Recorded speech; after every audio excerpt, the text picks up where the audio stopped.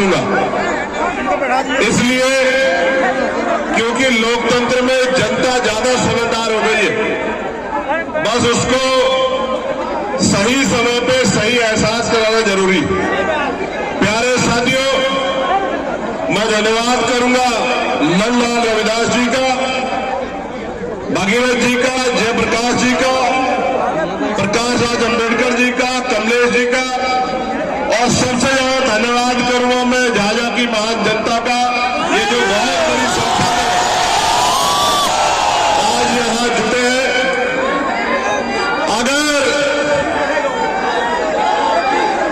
अगर नाराई लगाते रहोगे तो फिर हिस्से में वही आएगा जो मिलता है। गौर करके सुन लो और आप लोग बैठ जाओ, बड़ी मेहरबानी हो जाएगी। पीछे वाले को परेशान हो रहे हैं, आपके प्यार का धन्यवाद करता हूं।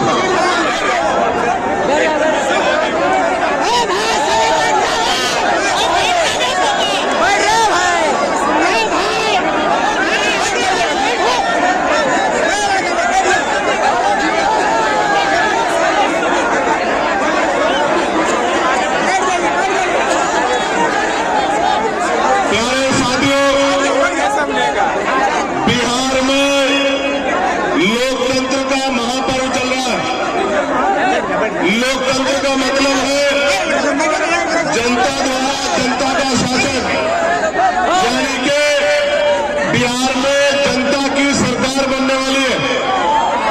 ऐसा नहीं है कि ये पहली बार बन रही है। आजादी के बाद जब से चुनाव शुरू हुए तब तक हर 5 साल में चुनाव होता है और सरकारें बनती हैं। पहले हमें समझना होगा सरकारें बनती क्यों है और 5 साल में चुनाव क्यों होता है।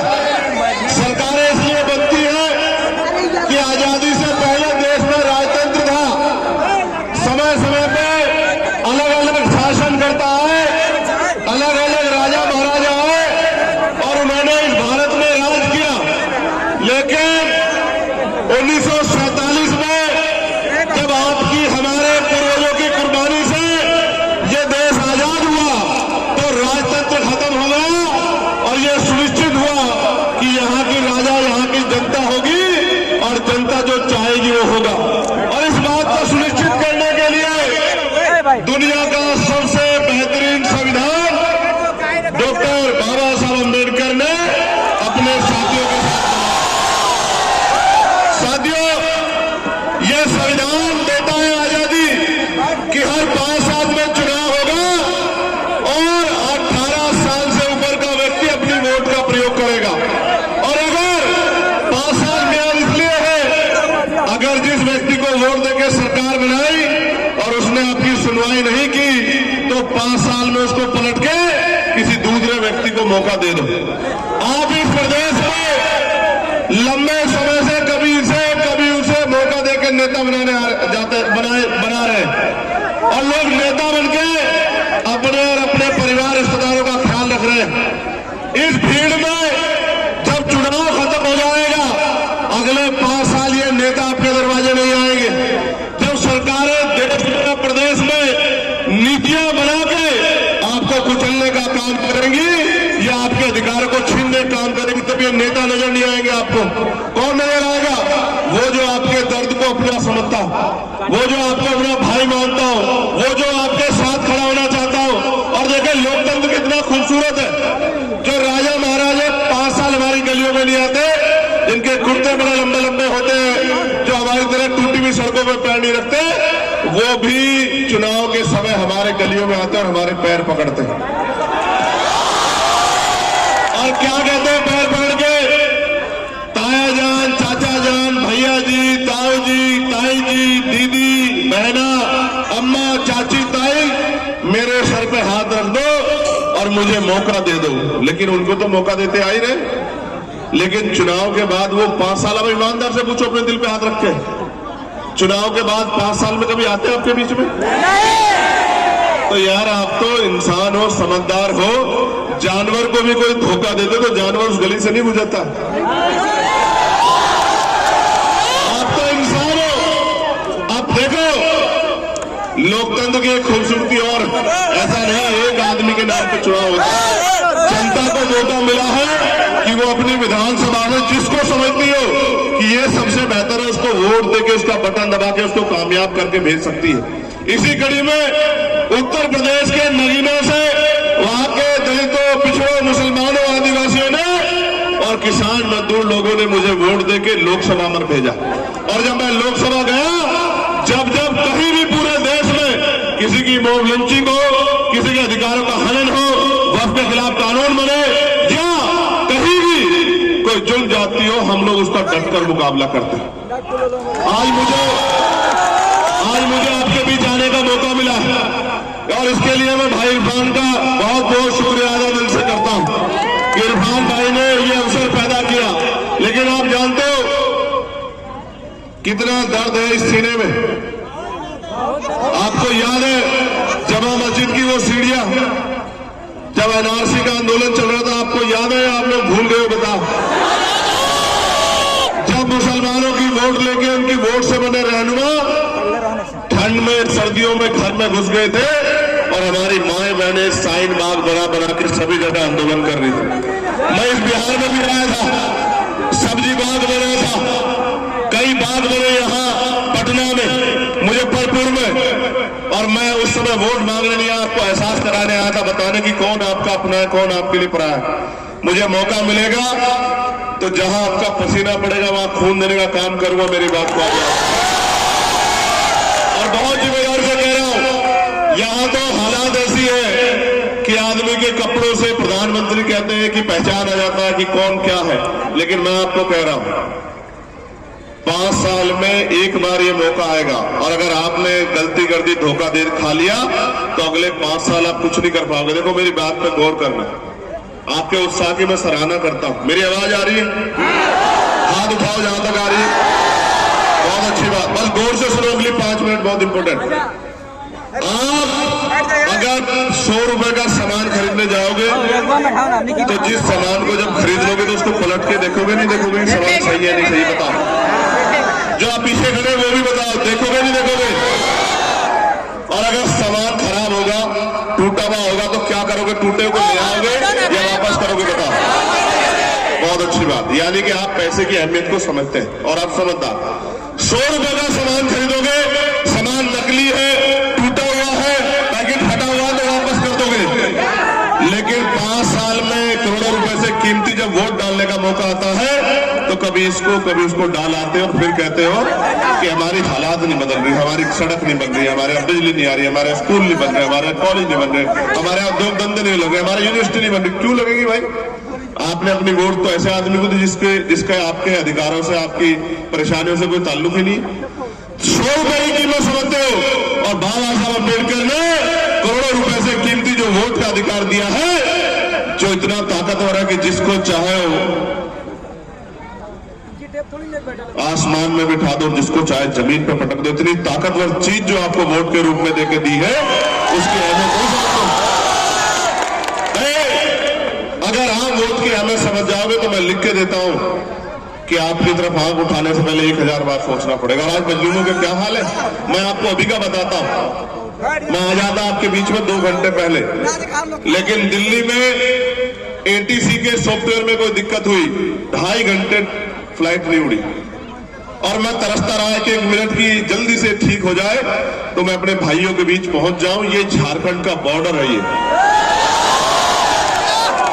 और जब वहां मैंने आपको ऊपर से देखा तो मेरा दिल खुश हो गया कि अब चाहे कुछ हो जाए मैं उनके बीच में चला जाऊंगा। वो बहुत देर से इंतजार कर रहे हैं। लेकिन सुनो, एयरपोर्ट पे मुझे एक भाई मिला कुशवाहा समाज का, मुझसे जय भीम करने लगा, पूछने लगा भैया आज बिहार जा रहे हो? मैंने कहा हाँ। तो मैंने कहा आप नहीं गए वोट गिरने के लिए? तो बोला भैया परिवार यही रहता है, एक बार जाऊंगा, फ्लाइट से जाने की हैसियत नहीं है, ट्रेन से जाऊंगा तो कई 2-3 दिन लग जाएंगे, तो जो तनख्वाह मिलती है, रोजगार मिलता है वो कट जाएगा, तो मेरे बच्चों का पेट भूखा रह जाएगा। उन नेताओं को तो कोई फर्क नहीं पड़ता जिनके मैं वोट डालने जा रहा हूं। और आपका प्रत्याशी वहां है नहीं जहां मेरा विधानसभा क्षेत्र, अगर आपका प्रत्याशी होता तो मैं जाता। तो मैं आपको एक बात बता रहा हूं, इलेक्शन कमीशन ये कहती है कि हमने व्यवस्था की है कि एक आदमी का वोट पड़ जाए। कैसे पड़ जाए गरीब का वोट जो यहां से अपना पेट पालने के लिए दूसरे प्रदेशों में गया? आप नहीं मानते हो कि सबसे ज्यादा मजदूर यहीं से जाता है? मानते हो नहीं मानते हो? और ये वही इसके लिए इस सरकार पे जो वर्तमान में यहाँ है एनडीए की और केंद्र में, उनके पास जब लॉकडाउन लगा कोरोना काल में, ना बस थी, ना ट्रेन था, ना रोटी थी, ना पानी था। यही सरकार है ना। जब आपकी बारी आती है तो इनके पास ना बस है, ना ट्रेन है, ना रोटी है, ना पानी, ना सर ढकने की जगह है। और जब इनका समय आता है, ये वो समय है कि नेता आपके पैरों में है। जब रिजल्ट आ जाएगा तो वो समय आएगा, आपको एक काम के लिए इनके दरवाजों पे जाना पड़ेगा और इनके दरवाजे बंद हो जाएंगे। मैं आपसे कह रहा हूं, ये इरफान मेरा भाई, मैं भीम आर्मी के नौजवान साथियों से कहना चाहता हूं, आप ये मत समझना कि इरफान लड़ रहा, आप ये समझना कि चंद्रशेखर आजाद लड़ रहा है हमारा साथ। और इस बात को दिल में रख के और जाना, जहां से वापस जब लौटना तो घर मत जाना। ये याद रखना कि जो जुल्म जाते अन्याय अत्याचार और जो बेबसी गरीबी लाचारी में हम लोग जी रहे, इसको बदलने के लिए हमें मौका चाहिए। और लोकतंत्र में वो मौका चुनाव के रूप में आता है। हमने जितने जुल्म सहे, जो हमारे मन में पीड़ा, हमारी बात रखेगा कौन? हम लाखों लोग मिलकर विधानसभा में जाके नहीं रख सकते। कौन रखेगा? वो नुमाइंदा जिसको हम लोग भेजेंगे। और अगर हम अपनी वोट को, जैसा मैं आपसे कह रहा हूं, बांटेंगे नहीं, जिम्मेदारी से वोट करके और अपना नुमाइंदा भेजेंगे, तो आपको रोज सुनने को मिलेगा कि विधानसभा में आपके क्षेत्र के अधिकारों के लिए कोई लड़ रहा है। तो यहां से घर में जाना, हम 8 घंटे पेट पालने के लिए काम करते हैं, मगर कहा गया है बाबा साहब अम्बेडकर द्वारा कि आदमी भूखा रह सकता, अपमानित होकर नहीं रह सकता। तो अगले 3 दिन का समय आप पे बाकी, 9 में जोर सब खत्म हो जाएगा। आज 7 है, 9 में खत्म हो जाएगा। 8 और 2 दिन है। अगर सच में मुझसे प्यार करते हो तो हम रोजे भी रखते हैं, हम उपवास भी करते हैं। तो 2 दिन को इस तरह जियो कि ये 2 दिन आपसे कोई छीन ना पाए। घर घर जाके मेहनत करो और चुनाव चिन्ह छीन लिया यहाँ, हमारा चुनाव चिन्ह छीन लिया यहाँ, और चुनाव चिन्ह छीन के हमें ये चुनाव चिन्ह दे दिया। लेकिन ये नहीं जानते, सुनो, ये नहीं जानते कि हमारी तंजीमें कितनी मजबूत है। ये नहीं जानते। ये निशान छीन सकते हैं आपके दिलों में जो प्यार हम लोगों ने मेहनत करके, मैंने इरफान, मैंने जोर में, उसको नहीं छीन सकते हम लोगों से। ये मोती की माला छाप जो है, ये इरफान भाई को पहना देना 11 तारीख में वोट के आधार पर। बटन दबा देना मोती छाप का। और ये जब बटन दबाओगे तो पता क्या होगा? ये अलादीन का चिराग बन जाएगा। 8 नंबर पे ये अलादीन का चिराग बन जाएगा। कैसे?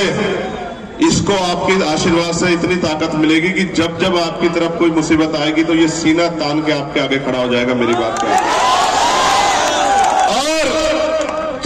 अधिकारों की बात आएगी तो ये अपने बच्चों को पीछे छोड़ देगा, आपके अधिकारों के लिए लड़ने काम करेगा। अगर इसके दिल में इच्छा ना होती तो ये यहाँ आज आपको बुलाकर इतना बड़ा इंतजाम नहीं करता। मैं फिर आपसे कह रहा हूं, ये मौका जो आ गया है इसको जाने मत देना, बिल्कुल जाने मत देना। इस मौके को आप देखो किस तरह से चुनाव के बाद ये जो सेकुलर दल खुद को कहते हैं, आपके जीते हुए प्रत्याशियों को तोड़ के अपनी पार्टियों में मिलाने काम करते हैं। आप देखो आपके सामने। और जब आपको आपके लिए कोई नुमाइंदा लड़ने काम करता है तो उस पर आरोप लगाने काम करते हैं। आप ये बताओ, अगर आप वोट को तकसीम नहीं करोगे, इरफान भाई जीत जाएगा, क्या इरफान आपको धोखा दे सकता है? बताओ, धोखा दे सकता है क्या इरफान के दरवाजों पर जाके आपको दरवाजा बजा के पीटना पड़ेगा क्या? तो मैं इसलिए आपसे कह रहा हूं, हमारा अलायंस इस बात के साथ खड़ा है कि इस बार बैलेंसिंग पावर हमारे हाथ में है, सत्ता की चाबी। नीतीश जी बहुत कम एमएलए होकर बन जाते हैं ना मुख्यमंत्री, उनसे ज्यादा एमएलए की पार्टी होती है ना। लेकिन इस बार समीकरण ऐसी है, एक फेज का वोट पड़ गया कि बैलेंसिंग पावर इस अलायंस के हाथ में रहेगी। और फिर जब अलायंस के हाथ में रहेगी तो इस बार उनको मौका मिलेगा जिनका 18-20% वोट होके ना डिप्टी चीफ मिनिस्टर बनता ना चीफ मिनिस्टर बनता। इसलिए आपसे कह रहा हूं, लेकिन उससे पहले आपको अपनी संख्या तो बनानी पड़ेगी, नहीं बनानी पड़ेगी? और बनाओगे नहीं बनाओगे? ये बताओ, जो मिलता रहा उसी में खुश हो गया? देखो एक कहावत है, अजमाए हुए को अजमाओगे तो वही मिलेगा जो मिलता है। आप बताओ, उसमें खुश हो गए जो मिल रहा है? दोनों हाथ उठा के बताओ, खुश हो गए? तो नहीं हो तो फिर कुछ बदलाव करना पड़ेगा। आप किसी को लाठी नहीं चला सकते, कानून अपराध है, किसी को बुरा नहीं कह सकते, लेकिन अपनी वोट का प्रयोग तो कर सकते हो ना। तो घर से निकलो, मेहनत करो। हमारे जिला अध्यक्ष जी दोनों, हमारे अलायंस के पार्टी के जो नेतागण है यहाँ, उनसे मैं कहूंगा वो सब यहाँ आ जाए सामने। आप ये मत सोचो कि इरफान भाई को ज्यादा मेहनत करनी, आपको ज्यादा मेहनत करनी, क्योंकि जीत का सहरा आपके सर सजेगा। ये तो नेता है, वहां ये विधानसभा में लड़ाई लड़ेगा और यहाँ इस विधानसभा में आप लोग लड़ाई लड़ोगे आवाज बन के, ताकत बन के। इसलिए आपसे कह रहा हूं, एक एक आदमी इरफान बन के, चंद्रशेखर बन के 8, 7, 8, 9, 10 तारीख को अपने बूथ को मजबूत करके और एक एक वोट से, ये वोट जब डालो तो ये डालना वोट कहते हुए कि आज हम अपनी ताकत बनाने जा रहे हैं, आज अपने भाई को हम ताकत देने जा रहे हैं। इस आधार पे बटन दबाना। और बटन काहे का दबाना है बताओ, जोर से बताओ।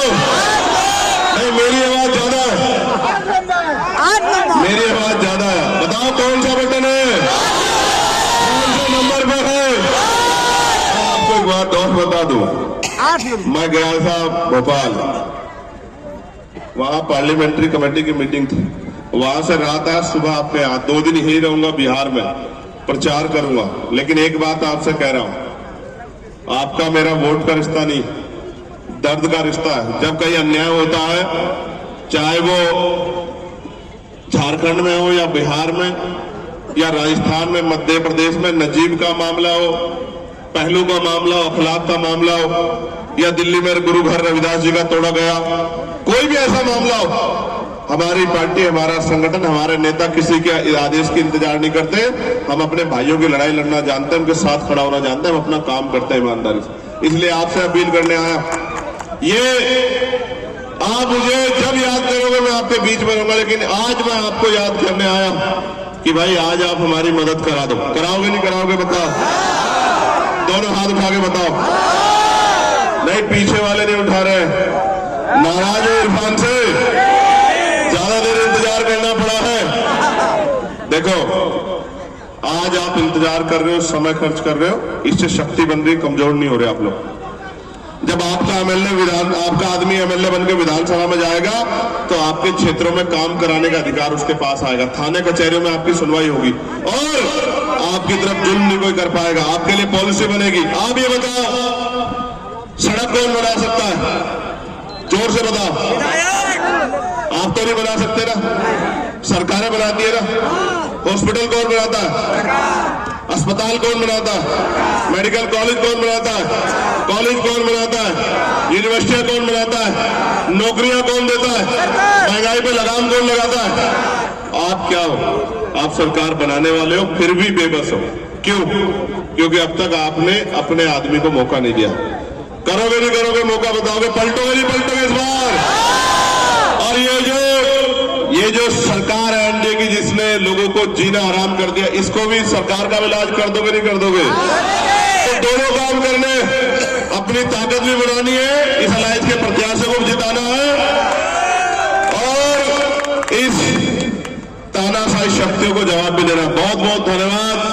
जय भीम, जय भीम, जय भारत, जय संविधान।